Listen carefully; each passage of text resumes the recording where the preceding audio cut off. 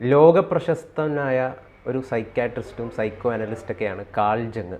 ആളുകൾക്കറിയാം, analytical സൈക്കോളജിയിലൊക്കെ വലിയ രീതിയിലുള്ള കുറേ കാര്യങ്ങളൊക്കെ പഠനങ്ങളൊക്കെ നടത്തിയിട്ടുള്ള ഒരാളാണ്.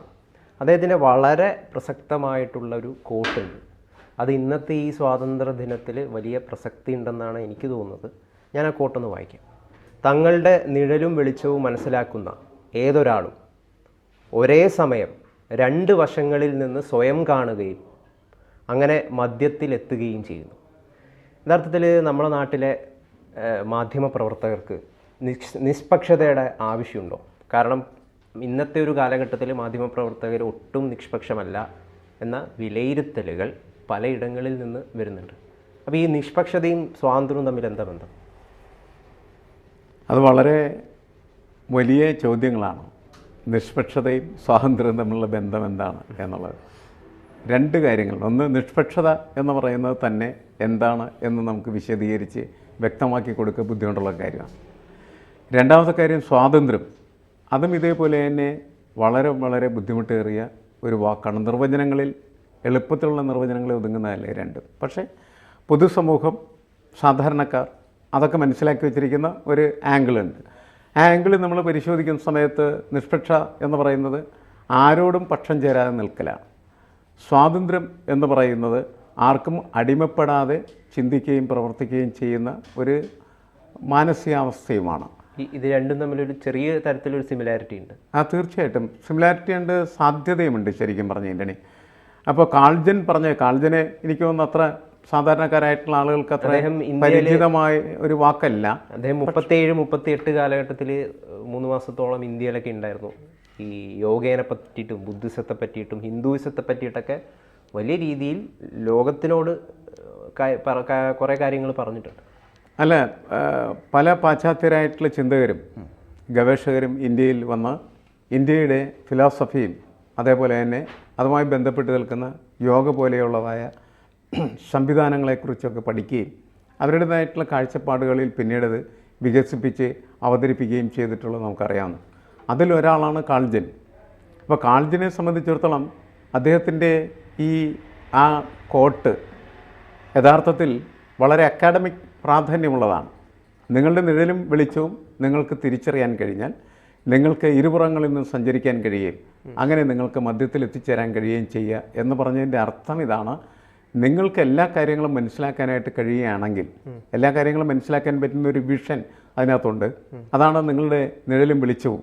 അതായത് അത് ഇരുപുറങ്ങളിൽ നിന്ന് തന്നെ കാണാനായിട്ടുള്ള സൗകര്യം ഉണ്ടാവുക എന്ന് പറഞ്ഞാൽ എല്ലാം മനസ്സിലാക്കാനായിട്ട് കഴിയുന്ന ഒരാൾ സ്വയം ഇരുവശങ്ങളിൽ നിന്നുകൊണ്ട് കാര്യങ്ങളെ കാണുന്നു. അതായത് പിന്നീട് അവസാനം അയാൾ എത്തിച്ചേരുന്നത് മധ്യത്തിലാണ്. അതായത് അറ്റങ്ങളിലല്ല, നിങ്ങൾക്ക് മധ്യത്തിലേക്ക് സഞ്ചരിക്കാനായിട്ടുള്ള വഴിയാണ് അതിലൂടെ തുറന്നു വരുന്നത് എന്ന് പറഞ്ഞാൽ നിങ്ങൾക്ക് എന്താണ് സത്യം എന്ന് മനസ്സിലാക്കാനായിട്ട് ഉള്ള ഒരു സാധ്യതയാണ് കാൾജൻ്റെ വാക്കുകളിൽ കാണുന്നത്. അത് മനസ്സിലാക്കാൻ നമ്മൾ ശ്രമിച്ചാൽ മാത്രമേ നമുക്ക് എന്ത് ചെയ്യാൻ പറ്റുള്ളൂ, ഇത് രണ്ടും മനസ്സിലാക്കാനായിട്ട് പറ്റുള്ളൂ. എന്നുവെച്ചാൽ രണ്ടറ്റങ്ങളെ നമ്മൾ കൃത്യമായിട്ട് വിഷ്വലൈസ് ചെയ്താൽ മാത്രമാണ് നമ്മൾ അതിൻ്റെ മധ്യത്തിലേക്ക് കൃത്യമായിട്ട് എത്തിച്ചേരുകയും നമ്മളൊരു നിഷ്പക്ഷതയിലേക്ക് എത്തിച്ചേരുകയും ചെയ്യുക. പക്ഷേ ഇവിടെ നമ്മുടെ മാധ്യമപ്രവർത്തകർക്ക് നിഷ്പക്ഷത ആവശ്യമുണ്ടോ എന്ന് ചോദിച്ചാൽ നമ്മളിപ്പോഴും പറയും നിഷ്പക്ഷത വേണം. നമ്മളെ അവർക്ക് അവർ ക്ലാസ് മുറികളിലൊക്കെ അതാണ് പഠിപ്പിക്കുന്നത്. നമ്മളിപ്പോൾ ജേർണലിസം ക്ലാസ്സുകളിലൊക്കെ പോയാൽ നമ്മൾ പഠിപ്പിക്കുന്നത് തന്നെയായിരിക്കും. കാരണം ഒരു മാധ്യമപ്രവർത്തകൻ എന്ന് പറഞ്ഞാൽ അദ്ദേഹത്തിൻ്റെ ഒരു ക്യാരക്ടർ എന്ന് വെച്ചാൽ വാച്ച് ഡോഗ് ക്യാരക്ടറാണ് അദ്ദേഹത്തിനുണ്ടാകുന്നത്. എന്നുവെച്ചാൽ ഒരു കാവൽപ്പെട്ടിയുടെ ഒരു സ്വഭാവ സവിശേഷം ഉണ്ടാവണം. എന്നുവെച്ചാൽ ജനാധിപത്യത്തെ കാത്തു സൂക്ഷിക്കുന്നതായിട്ടുള്ള കാവൽ ഭടനായിട്ട് അദ്ദേഹം മാറിത്തീരുന്നു എന്നുള്ളതാണ്. അപ്പോൾ ജനങ്ങളുടെ ശബ്ദമാണ്, അല്ലെങ്കിൽ ശബ്ദമില്ലാത്തവരുടെ ശബ്ദമാണ് സാധാരണ രീതിയിൽ നമ്മൾ മാധ്യമങ്ങളിലൂടെ ശ്രവിക്കേണ്ടത്. പക്ഷേ അതൊരിക്കലും സംഭവിക്കുന്നില്ല. കാരണം പാർശ്വവൽകൃതരായിട്ടുള്ള മനുഷ്യർ, ദരിദ്രർ, ദളിതർ, അവർക്കൊക്കെ എവിടെയാണ് സ്പേസ് കിട്ടുന്നത്? മാധ്യമങ്ങളിലെ മാധ്യമപ്രവർത്തകരെ തന്നെ പരിശോധിച്ചാൽ അതിലിടയിൽ എവിടെയാണ് ഒരു ദളിതനുള്ളതെന്ന് ചോദിച്ചാൽ ഒരാളുണ്ടാവില്ല. നമ്മളിപ്പോൾ ഈ സ്വാതന്ത്ര്യത്തെക്കുറിച്ച് ഒരുപാട് സംസാരിക്കുന്ന സമയത്ത് നിങ്ങൾക്ക് എന്തുകൊണ്ട് ഒരു ചാനലിൻ്റെ പ്രധാനപ്പെട്ട അവതാരകനായിട്ട് ഒരു ദളിതനെ കാണാൻ പറ്റുന്നില്ല എന്ന് ചോദിച്ചാൽ ഇതിൻ്റെ ഉത്തരം അതിനകത്തുണ്ട്. ഇല്ല, പാർശ്വവൽകൃതനും ദളിതനുമൊന്നും അവിടെ കയറിയിരിക്കുന്നില്ല എന്നുള്ളതാണ്. അവിടെ പലതരത്തിലുള്ള താല്പര്യങ്ങൾ, അതുപോലെ തന്നെ ആഢ്യഭാവങ്ങൾ, അതൊക്കെയാണ് കൂടുതൽ ആടിത്തിമിർത്ത് നിൽക്കുന്നത് നമുക്ക് കാണാം. ഇത് വളരെ പക്ഷപാതപരമായിട്ടുള്ള രീതിയിൽ മാധ്യമങ്ങൾ മാറിത്തീരുന്നതിൻ്റെ കൂടി ഒരു ലക്ഷണമായിട്ടേ നമുക്ക് കണക്കാക്കാനായിട്ട് കഴിയുള്ളൂ. ഇന്ന് ആരാണ് മാധ്യമങ്ങളെ നിയന്ത്രിക്കുന്നത് എന്ന് ചോദിച്ചാൽ കോർപ്പറേറ്റ് ശക്തികളാണ്, മൂലധനമാണ് നിയന്ത്രിക്കുന്നത് കാരണം പഴയ കാലത്ത് ഇപ്പോൾ നമുക്ക് അതിൽ നിന്ന് വ്യത്യസ്തമായിട്ടുള്ളൊരു സ്വഭാവം കാണാൻ കഴിയുന്നത് എവിടെയാണ്? സോഷ്യൽ മീഡിയയിലാണ്. അവിടെ വലിയ മുതൽ മുടക്കിൻ്റെ ആവശ്യമില്ല. ചെറിയ മുതൽ മുടക്ക് ഒരു മൊബൈൽ ഉണ്ടെങ്കിൽ തന്നെ അവന് ഒരുത്തിനാൽ എന്ത് ചെയ്യാൻ പറ്റും? സോഷ്യൽ മീഡിയയിൽ ഇടപെടാനായിട്ട് പറ്റും. പക്ഷേ അതിന് നല്ല വശമുണ്ട്, ചീത്ത വശമുണ്ട്. ചീത്ത വശം എന്ന് പറയുന്നത് ഏറ്റവും മോശമായിട്ടുള്ള രീതിയിൽ എന്തും കാണിക്കാനായിട്ടുള്ളൊരു ഇടമായിട്ട് അവരതിനെ കണക്കാക്കുന്നു. നല്ല വശം എന്ന് പറഞ്ഞാൽ മുഖ്യധാര മാധ്യമങ്ങൾ മറച്ചു വെക്കുന്ന, ഒളിച്ചു വെക്കുന്ന വാർത്തകളെ ജനങ്ങളുടെ മുന്നിലേക്ക് കൊണ്ടുവരാനായിട്ടുള്ള സാധ്യതയാണ് ഈ സോഷ്യൽ മീഡിയ നമുക്ക് നൽകുന്നത്. ഇപ്പോൾ പഴയ കാലത്ത് ഫ്യൂഡലിസത്തിൻ്റെ ഒരു കാലം, അന്ന് ഫ്യൂഡൽ പ്രഭുക്കൾ രാജാക്കന്മാരെ വരെ വെല്ലുവിളിക്കുകയും അവരെ വരച്ച വരയിൽ നിർത്തുകയും ചെയ്യുന്ന തരത്തിൽ വലിയ കോട്ടകൾ ഉണ്ടാക്കി ജീവിച്ചിരുന്ന കാലം. ആ സമയത്താണ് ചെറിയ ചെറിയ ബോംബുകൾ കണ്ടുപിടിക്കപ്പെടുന്നത്. ആ ബോംബുകൾ കണ്ടുപിടിക്കപ്പെടുന്നതോടുകൂടിയാണ് യഥാർത്ഥത്തിൽ ഈ ഫോർട്രസ്സുകൾ തകർക്കാനായിട്ട് കഴിയുന്നത്. എന്നുവെച്ചാൽ അതൊരു വലിയ ജനാധിപത്യ സംവിധാനങ്ങളുടെ ഭാഗമായിട്ട് മാറിത്തീരുകയാണ് ചെയ്യുന്നത്. അപ്പോൾ അങ്ങനെ കാര്യങ്ങൾ ഓരോരോ കാര്യങ്ങൾ പഠിക്കുമ്പോൾ ഇങ്ങനെ ഓരോരോ വ്യത്യാസങ്ങളാണ്. അപ്പോൾ ഇവിടെ മുഖ്യധാര മാധ്യമങ്ങൾ മുഴുവനും പണത്തിന് അടിപ്പെട്ട് ജീവിക്കുന്ന ഒരവസ്ഥയിലേക്ക് കോർപ്പറേറ്റിസത്തിൻ്റെ ഭാഗമായിട്ട് മാറിത്തീരുന്ന സമയത്ത് അതിനെ പ്രതിരോധിക്കാനായിട്ട് മനുഷ്യൻ കണ്ടെത്തിയൊരു മാർഗമായിട്ടാണ് യഥാർത്ഥത്തിൽ നമ്മൾ സോഷ്യൽ മീഡിയ കണ്ടത്. പക്ഷേ സോഷ്യൽ മീഡിയയെ പോസിറ്റീവായിട്ട് യൂട്ടിലൈസ് ചെയ്തില്ലെങ്കിൽ അത് വലിയ തരത്തിൽ കുഴപ്പങ്ങളുണ്ടാക്കും എന്നുള്ള കാര്യം നമ്മൾ മനസ്സിലാക്കി. കാരണം ഒരാളെ ചീത്ത പറയാനും അധിക്ഷേപിക്കാനും നശിപ്പിക്കാനും സോഷ്യൽ മീഡിയയ്ക്കുള്ള സാധ്യത വളരെ കൂടുതലാണ്. ഇപ്പോൾ മുഖ്യധാര മാധ്യമങ്ങൾ സത്യസന്ധരായിരിക്കുകയും വാർത്തകൾ നിർഭയമായിട്ട് പ്രചരിപ്പിക്കുകയും ജനങ്ങൾക്ക് അത് കാണാനും കേൾക്കാനുമായിട്ടുള്ള സൗകര്യം ഉണ്ടാക്കി കൊടുക്കുകയും ചെയ്താൽ അതേറ്റവും മികച്ചത്. പക്ഷെ അതില്ലാതെ വന്നാൽ അതിനെ പ്രതിവിധി കണ്ടെത്താൻ സമൂഹം തയ്യാറാവും. അങ്ങനെയാണ് നമ്മൾ ഈ സോഷ്യൽ മീഡിയയിലേക്കൊക്കെ എത്തിച്ചേർന്നിരിക്കുന്നത്. പക്ഷെ അവിടെ അത് ചീത്തയാകാതിരിക്കാനായിട്ട് ശ്രമിക്കേണ്ടത് ആര് തന്നെയാണ്? ജനങ്ങൾ തന്നെയാണ്. ജനങ്ങൾക്ക് ഇതിനെല്ലാനും നിയന്ത്രിക്കാനായിട്ട് കഴിയും. പക്ഷെ നമുക്കറിയാം, ജനങ്ങളെന്ന് പറയുന്നത് പ്രത്യേക മുഖമില്ലാത്ത, പ്രത്യേക ഐഡൻറ്റിറ്റി ഇല്ലാത്ത ഒരു പ്രതിഭാസമാണ്. അവർക്കത് ഉണ്ടാക്കിയെടുക്കുക എന്ന് പറയുന്ന ചുമതലയാണ് രാഷ്ട്രീയ പ്രസ്ഥാനങ്ങളും അതുപോലെ മാധ്യമ സ്ഥാപനങ്ങളൊക്കെ നിർവഹിക്കേണ്ടത്. പക്ഷെ അവർ രണ്ടും യഥാർത്ഥത്തിൽ ഇന്ന് അത് ചെയ്യുന്നുണ്ടെന്ന് ചോദിച്ചാൽ ഇല്ലെന്നാണ് എനിക്ക് തോന്നുന്നത്. ഇപ്പോൾ ഒരു മാധ്യമ പ്രവർത്തകൻ പ്രശസ്തനാണ്, ശശികുമാർ. അദ്ദേഹം ഒരു കാര്യം പറഞ്ഞിട്ടുണ്ടായിരുന്നു. അതായത് ജനങ്ങൾക്ക് ആവശ്യമുള്ളതെന്തും വിൽക്കലല്ല മാധ്യമപ്രവർത്തനം. എന്താണ് അതിനെപ്പറ്റി? അതെ, ശശികുമാർ നമ്മുടെ കേരളത്തിൻ്റെ ഒരു മാധ്യമ സംസ്കാരം രൂപപ്പെടുത്തുന്നതിൽ വലിയ പങ്ക് വഹിച്ചിട്ടുള്ള ഒരാളാണ്. ഏഷ്യാനെറ്റിലൂടെയാണ് അദ്ദേഹം നമുക്ക് പരിചിതനായിത്തീരുന്നത്. പക്ഷേ അദ്ദേഹം വളരെ സോഷ്യലി കമ്മിറ്റഡ് ആയിട്ടുള്ള ഒരു ജേർണലിസ്റ്റായിരുന്നു. എന്നുവെച്ചാൽ സാമൂഹ്യ പ്രതിബദ്ധത വളരെ കൂടുതലുണ്ടായിരുന്നു. അപ്പോൾ ഇന്ന് നമ്മുടെ മാധ്യമങ്ങൾ ഓരോരോ കാര്യങ്ങൾ ആളുകൾക്ക് വിറ്റുകൊണ്ടിരിക്കുമ്പോൾ നമ്മളെ മാധ്യമപ്രവർത്തകരോട് ചോദിക്കും, എന്ത് നിങ്ങളെങ്ങനെ ചെയ്യുമെന്ന് ചോദിച്ചാൽ നേരത്തെ പറഞ്ഞ ഉത്തരവാണ് അവർക്ക് കിട്ടുന്നത്. ജനങ്ങൾക്ക് എന്താണോ ആവശ്യമുള്ളത് അത് ഞങ്ങൾ കൊടുക്കുന്നു, അത്രമാത്രം ഞങ്ങൾ ചെയ്യുന്നുള്ളൂ എന്നാണ് പറയുന്നത്.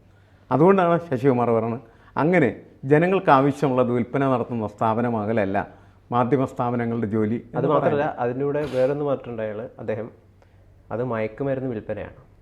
അതെ, കാരണം ഓരോ വാർത്തയും മയക്കുമരുന്നാക്കി മാറ്റി മസാലയാക്കി മാറ്റി വിറ്റഴിക്കപ്പെടുന്ന സമയത്ത് സംഭവിക്കുന്ന ദുരന്തം എന്ന് പറയുന്നത് നമ്മുടെ സമൂഹം എന്താണോ ലക്ഷ്യം വെക്കുന്നത് ആ സമൂഹത്തിലേക്ക് നമുക്ക് എത്തിച്ചേരാനായിട്ട് പറ്റാതെ പോകുന്നു എന്നുള്ളതാണ്. ഇപ്പോൾ നമ്മൾ പല രീതിയിലും നമ്മുടെ സാമൂഹ്യ നിർമ്മാണ പ്രക്രിയയിൽ ഏർപ്പെടുന്നുണ്ട്. അതിലേറ്റവും അടിസ്ഥാനപരമായിട്ടുള്ളത് ഒന്ന് നമ്മുടെ വിദ്യാഭ്യാസമാണ്. ആ വിദ്യാഭ്യാസത്തിലൂടെ നാം രൂപപ്പെടുത്തിയെടുക്കുന്നതായിട്ടുള്ള ഒരു കൾച്ചർ, ഒരു സംസ്കാരം എന്ന് പറയുന്നത് പഴയ സംസ്കാരത്തിനേക്കാൾ മികച്ചതായിരിക്കണം. അത് നമുക്ക് ഉണ്ടാക്കാൻ കഴിഞ്ഞോ എന്ന് ചോദിച്ചു കഴിഞ്ഞാൽ ബുദ്ധിമുട്ടാണ് എന്ന് തന്നെയാണ് എനിക്ക് തോന്നുന്നത്. കഴിഞ്ഞിട്ടില്ല എന്നാണ് എനിക്ക് തോന്നുന്നത്. കാരണം പലപ്പോഴും നമ്മളുടെ സംസ്കാരം എന്ന് പറയുന്നത് മെച്ചപ്പെട്ടതാകുന്നതിന് പകരം കൂടുതൽ മലീമസമായി മാറിക്കൊണ്ടിരിക്കുകയാണ്. നേരത്തെ ടെലിവിഷൻ ടോക്കുകളിലൊക്കെ ഉപയോഗിക്കപ്പെട്ടിരുന്ന ഭാഷ മികച്ച ഭാഷയായിരുന്നു. ഇന്ന് അവിടെ തറഭാഷ കടന്നുകൂടി കഴിഞ്ഞിരിക്കുകയാണ്. കൂതറകളൊക്കെ വിളിച്ചിരുന്ന് ചർച്ച ചെയ്യുന്ന തരത്തിലേക്ക് മാധ്യമങ്ങൾ മാറിക്കഴിഞ്ഞിരിക്കുകയാണ്. ഒരുപാട് ആളുകൾ ചിലപ്പോൾ കാണുന്നത് അങ്ങനെയുള്ള ചർച്ചകളാകാം. ആ ചർച്ചകൾ തന്നെയെന്ന് പറയുന്നത് എന്തിനാണ് നമ്മൾ ചർച്ച നടത്തണം? അടിസ്ഥാനപരമായി ചർച്ചയുടെ ലക്ഷ്യം എന്താണ്? ഒരു ടോപ്പിക് പ്രസൻറ്റ് ചെയ്താൽ ആ ടോപ്പിക്കിൻ്റെ പല വശങ്ങളും കാണുക എന്നുള്ളതാണ്. നേരത്തെ കാൾജൻ പറഞ്ഞതുപോലെ നിങ്ങൾക്ക് ആ വശവും ഈ വശവും കാണാം, അപ്പുറത്തും ഇപ്പുറത്തും കാണാം, എല്ലാം കാണുകയും നിങ്ങൾ സഞ്ചരിക്കുകയും ചെയ്യുന്ന സമയത്താണ് നിങ്ങൾ നിഷ്പക്ഷമായിട്ടുള്ള ഒരു പോയിന്റിലേക്ക് എത്തിച്ചേരുന്നതെന്ന് അദ്ദേഹം പറഞ്ഞു. അതിനാണ് നമ്മൾ ചർച്ച നടത്തുന്നത്. പക്ഷേ നമ്മുടെ മാധ്യമങ്ങളിൽ നടക്കുന്ന ചർച്ചകളിൽ നമ്മൾ എന്താണ് കേട്ടുകൊണ്ടിരിക്കുന്നത്? ഒന്ന്, ചർച്ചയിൽ പങ്കെടുക്കാൻ വരുന്നതായിട്ടുള്ള ഒരു ഗസ്റ്റ്, നമ്മൾ സാധാരണ ഗസ്റ്റ് എന്നവരുള്ളൂ. ആ ഗസ്റ്റ് കുറേ കാര്യങ്ങളൊക്കെ മുൻകൂട്ടി പഠിച്ചു വെച്ചിട്ടുണ്ടായിരിക്കും. അയാൾക്ക് കുറേ പൊളിറ്റിക്കലായിട്ടുള്ള താല്പര്യങ്ങളുണ്ടാകും, വേറെയും പല താല്പര്യങ്ങളുണ്ടാകും. ആ താല്പര്യങ്ങളെല്ലാം അവതരിപ്പിക്കുന്നതിനുള്ള ഒരു മുറിയായി ഈ മാധ്യമ മുറി അദ്ദേഹം കണക്കാക്കുകയാണ് ചെയ്യുന്നത്. അവിടെ കൊണ്ടുവന്ന ആ സാധനങ്ങളൊക്കെ അയാളെ വിളമ്പും. അങ്ങനെ വിളമ്പുന്ന സമയത്ത് ആ വിഷയവുമായിട്ട് പുലബന്ധം പോലും ഇല്ലാത്ത കാര്യങ്ങൾ പോലും അയാളിരുന്ന് പറയുന്നതാണ്. അപ്പോൾ എന്ത് വിഷയമാണോ ചർച്ചക്കെടുത്തിരിക്കുന്ന ആ വിഷയം ഒരിക്കൽ പോലും ചർച്ച ചെയ്യുകയോ അതിൻ്റെ വിവിധമായിട്ടുള്ള വശങ്ങൾ പരിശോധിക്കപ്പെടുകയോ, അങ്ങനെ പരിശോധിക്കപ്പെടുന്നതിൻ്റെ ഫലമായിട്ട് ഇത് കേട്ടുകൊണ്ടിരിക്കുന്ന ഒരു പ്രേക്ഷകന് അതിൽ നിന്ന് ഉണ്ടാകേണ്ട ഗുണപരമായിട്ടുള്ള സാധ്യതയെ നഷ്ടപ്പെടുത്തുകയും ഒരുപക്ഷെ ഈ കേട്ടുകൊണ്ടിരിക്കുന്ന പ്രേക്ഷകൻ്റെ കോമൺ സെൻസിനെ തന്നെ തച്ചുടക്കുകയും ചെയ്യുന്ന തരത്തിലുള്ള വൃത്തികെട്ട പ്രക്രിയയായിട്ട് ഈ ചർച്ച മാറിത്തീരുകയും ചെയ്യുന്നതാണ്. നമ്മളൊരു ദേശവിരുദ്ധ ശക്തികൾ അല്ലെങ്കിൽ ദേശവിരുദ്ധതയ്ക്കെതിരെ മാധ്യമങ്ങൾ പ്രവർത്തിക്കുന്നുണ്ട്, കഴിഞ്ഞ കുറേ കാലങ്ങളായിട്ട് അങ്ങനെ പ്രവർത്തിക്കുന്നുണ്ട് എന്ന് പറയുന്നുണ്ട്. അത് ശരിയല്ല യഥാർത്ഥത്തിൽ? അങ്ങനെ ഒരു കാര്യം നിലനിൽക്കുമ്പോൾ എങ്ങനെയാണ് മാധ്യമപ്രവർത്തകർക്ക് നിഷ്പക്ഷനായി നിൽക്കാൻ പറ്റുക? അല്ല, ദേശവിരുദ്ധ ശക്തികൾക്കൊപ്പം ചേർന്ന് പ്രവർത്തിക്കുന്ന ആളുകളെ ഗവൺമെൻറ് ചെയ്യേണ്ടത് പിടിച്ച് ജയിലിടുകയാണ് ചെയ്യേണ്ടത്. അത്തരം മാധ്യമങ്ങളെ പൂട്ടിക്കളയണം. അല്ല, മാധ്യമങ്ങളെ പൂട്ടുകയും മാധ്യമങ്ങളുടെ പ്രവർത്തനത്തെ ആ രീതിയിൽ നിയന്ത്രിക്കുകയും. പക്ഷേ അത് ശരിയാണോ ഇല്ലേ എന്നുള്ളതൊരു വലിയ പ്രശ്നമുണ്ടല്ലോ. സാധാരണ രീതിയിൽ സർക്കാർ എന്ത് ചെയ്യണം? സർക്കാർ ഇഷ്ടമില്ലാത്തതായിട്ടുള്ള മാധ്യമങ്ങളെ ദേശവിരുദ്ധരായിട്ട് ചിത്രീകരിച്ച് പിടിച്ചകത്തിടും. ഇവിടെയും ജനാധിപത്യമാണ് യഥാർത്ഥത്തിൽ എന്ത് ചെയ്യുന്നത്? ഹനിക്കപ്പെടുന്നത്. അങ്ങനെ പാടില്ല എന്നുള്ളതാണ്. സത്യസന്ധമായിട്ടുള്ള പ്രവർത്തനങ്ങൾ ഉണ്ടെങ്കിൽ മാത്രമേ ഇതെല്ലാം ശരിയാകുകയുള്ളൂ. ആരാണ് ദേശവിരുദ്ധർ എന്ന് തീരുമാനിക്കുന്ന ആരാണ്? ഭരിക്കുന്ന പാർട്ടി. ഒരു മാധ്യമത്തെ ഫണ്ട് ചെയ്യുന്നത് ചൈനയോ അല്ലെങ്കിൽ ഇസ്ലാമിസ്റ്റ് ഗ്രൂപ്പുകൾ, ഫണ്ടമെൻ്റൽ ഇസ്ലാമിസ്റ്റ് ഗ്രൂപ്പുകളോ ആകുമ്പോൾ ആ മാധ്യമം സ്വാഭാവികമായിട്ടും ദേശവിരുദ്ധമായിട്ടല്ലേ പ്രവർത്തിക്കാൻ പറ്റുള്ളൂ. അല്ല, അവരുടെ പ്രവർത്തനം എന്താണ് എന്ന് പരിശോധിക്കുകയും ആ പ്രവർത്തനം ദേശവിരുദ്ധമാണ് എങ്കിൽ അതിൻ്റെ അടിസ്ഥാനത്തിൽ അവർക്ക് ശിക്ഷ കൊടുക്കുകയും ചെയ്യുന്നതിൽ തർക്കമൊന്നുമില്ല. പക്ഷേ എല്ലാ സ്ഥലത്തും ദുരുപയോഗങ്ങളാണ് നടക്കുന്നത്. ആ ദുരുപയോഗങ്ങളുടെ ഫലമായിട്ട് സ്വതന്ത്രമായി ഭരണകൂടത്തെ വിമർശിക്കുന്നതായിട്ടുള്ള മാധ്യമങ്ങൾക്ക് എനിക്ക് ചാർത്തി കൊടുക്കുന്ന പേരായിട്ട് ദേശവിരുദ്ധത മാറരുത്. ഈ നിഷ്പക്ഷത കഴിഞ്ഞ കാലങ്ങളിൽ തന്നെ കൃത്യമായിട്ട് മാധ്യമപ്രവർത്തകരോ അല്ലെങ്കിൽ മാധ്യമങ്ങളോ ഒന്നും പുലർത്തിയിട്ടില്ല. അതുകൊണ്ട് തന്നെയാണ് ഇന്നത്തെ ഒരു കാലഘട്ടത്തിൽ നിഷ്പക്ഷരാകാതിരിക്കുക, ഒരു പക്ഷത്തോടു കൂടി നിൽക്കുക എന്നതൊരു അവസ്ഥയിലേക്ക് എത്തിച്ചേർന്നിരിക്കുന്നത്. അല്ല, അതിൻ്റെ പ്രശ്നം ശശികുമാർ പറഞ്ഞത് തന്നെയാണ്. മാധ്യമങ്ങൾ പക്ഷം ചേരുകയും ആ പക്ഷത്ത് ഉൽപ്പാദിപ്പിക്കപ്പെടുന്നതായിട്ടുള്ള ഉൽപ്പന്നങ്ങൾ വിറ്റഴിക്കുകയും ചെയ്യുന്ന ഒരു കടയായിട്ട് അത് മാറുകയാണ്. അപ്പോൾ കൂടുതൽ സാധനങ്ങൾ വിറ്റഴിക്കാനായിട്ട് ഇങ്ങനെ പക്ഷം ചേർന്ന് കഴിഞ്ഞാൽ കഴിയും എന്ന് തോന്നിക്കഴിഞ്ഞാൽ അവരങ്ങനെ വിൽപ്പന നടത്താനായിട്ട് തുടങ്ങും. അതല്ല ശരിക്കും ചെയ്യേണ്ടത്. ഇപ്പോൾ ഹു ഈസ് എ ലീഡർ എന്ന് നമ്മൾ ചോദിക്കുന്ന സമയത്ത് അതിനൊരു ഉത്തരവുണ്ട്. ജനങ്ങൾ ആഗ്രഹിക്കുന്ന സ്ഥലത്തേക്ക് ജനങ്ങളെ നയിക്കുന്ന ഒരാളല്ല നേതാവ്. പകരം ജനങ്ങൾ എങ്ങോട്ടാണോ ശരിയായ ദിശയിലേക്ക് നയിക്കപ്പെടേണ്ടത് അവിടേക്ക് നയിക്കുന്ന ഒരാളെ നമുക്ക് നേതാവെന്ന് വിളിക്കാൻ പറ്റും.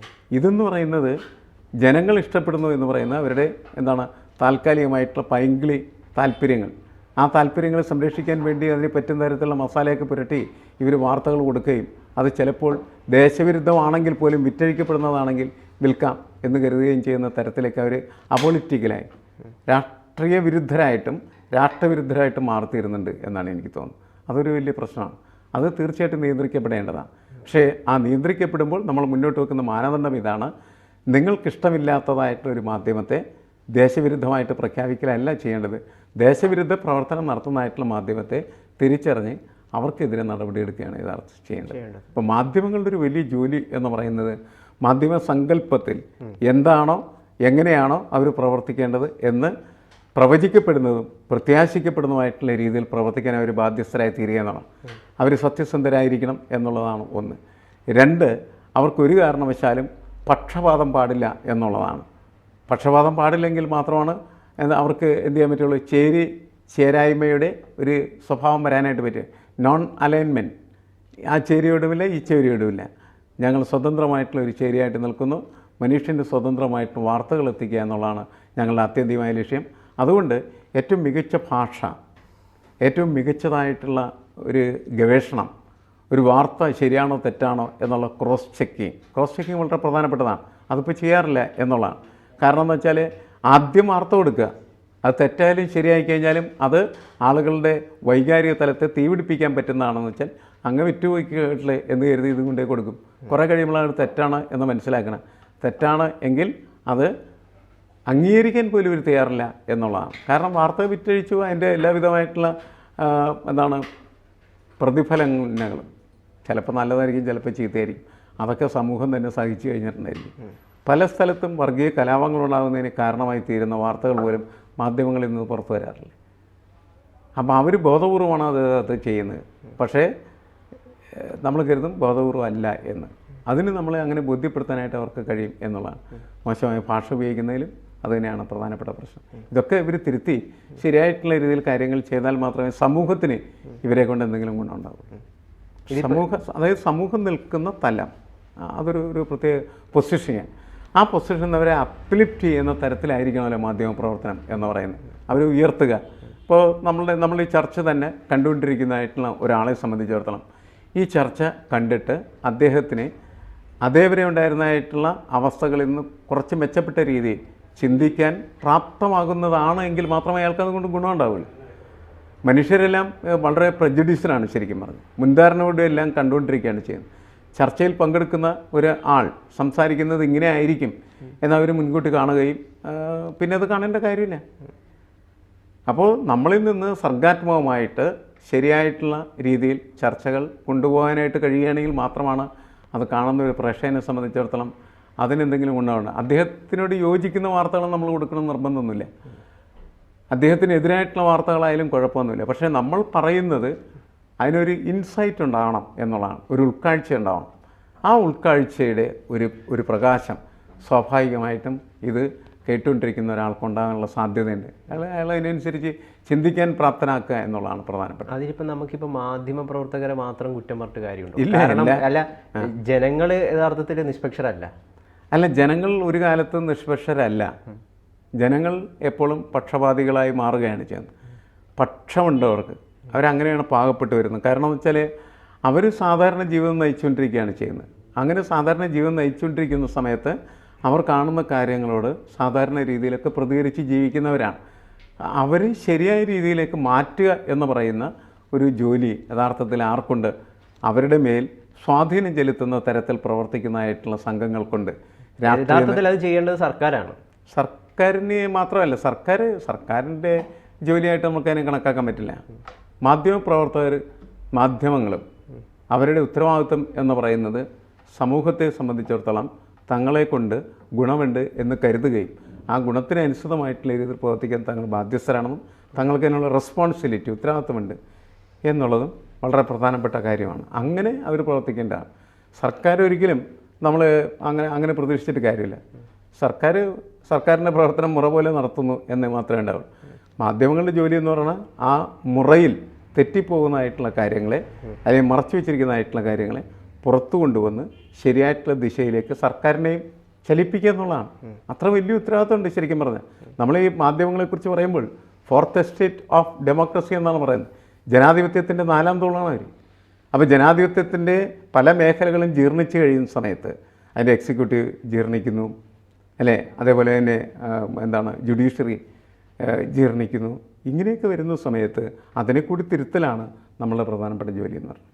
ഓക്കെ, അപ്പോൾ എന്തായാലും സാറ് പറഞ്ഞത് മാധ്യമപ്രവർത്തകർക്ക് ജനങ്ങൾക്കിടയിൽ വലിയൊരു സ്വാധീനമുണ്ട്. ജനങ്ങളുടെ മനസ്സിനെയും അല്ലെങ്കിൽ പല കാര്യങ്ങളെയും സ്വാധീനിക്കാൻ മാധ്യമപ്രവർത്തകർക്ക് പറ്റും. അത് കൃത്യമായിട്ട് ചെയ്യണം എന്നാണ് പറഞ്ഞത്. മധ്യത്തിൽ എത്തിച്ചേരുക. അതായത് നമ്മൾ ഈ മനുഷ്യരുടെ മൈൻഡിനെ രൂപപ്പെടുത്തിയെടുക്കുന്ന ആളുകളാണ് യഥാർത്ഥത്തിൽ മാധ്യമപ്രവർത്തകർ. മൈൻഡിനെ മോൾഡ് ചെയ്യുകയാണ് ചെയ്യുന്നത്. അങ്ങനെയാണ് പുതിയ തരത്തിലേക്ക് ആളുകളെ മാറ്റിയെടുക്കുന്നത്. അപ്പോൾ അത് അത്രത്തോളം വലിയ ഒരു സ്വാധീനം ചെലുത്തുന്നവരാണ് എന്ന് കരുതി നമ്മൾ കൃത്യമായിട്ടുള്ള രീതിയിൽ നമ്മളുടെ ഉത്തരവാദിത്തങ്ങൾ പൂർത്തീകരിക്കേണ്ടതാണ്. കാൾജൻ തീർച്ചയായിട്ടും ആ രീതിയിൽ നമുക്കൊരു മാതൃകയാവണം. അദ്ദേഹത്തിൻ്റെ ആ കോട്ടെന്ന് പറയുന്നത് അല്ലെങ്കിൽ അദ്ദേഹത്തിൻ്റെ ഉദ്ധരണി എന്ന് പറയുന്നത് നമുക്ക് വളരെ പ്രാധാന്യമുള്ളതായി മാറേണ്ടതാണ്. കാരണം നിങ്ങൾ എല്ലാ വശവും കാണൂ, എല്ലാം മനസ്സിലാക്കൂ, എന്നിട്ട് നിങ്ങൾ തീരുമാനത്തിലെത്തൂ എന്നുള്ള സന്ദേശമാണ് അതിനുള്ളത്. കൂടുതൽ വാർത്തകളും വിശേഷങ്ങളും നിങ്ങളിലേക്ക് എത്താൻ ABC മലയാളം സബ്സ്ക്രൈബ് ചെയ്യുക, ബെൽ ബട്ടണും അമർത്തുക.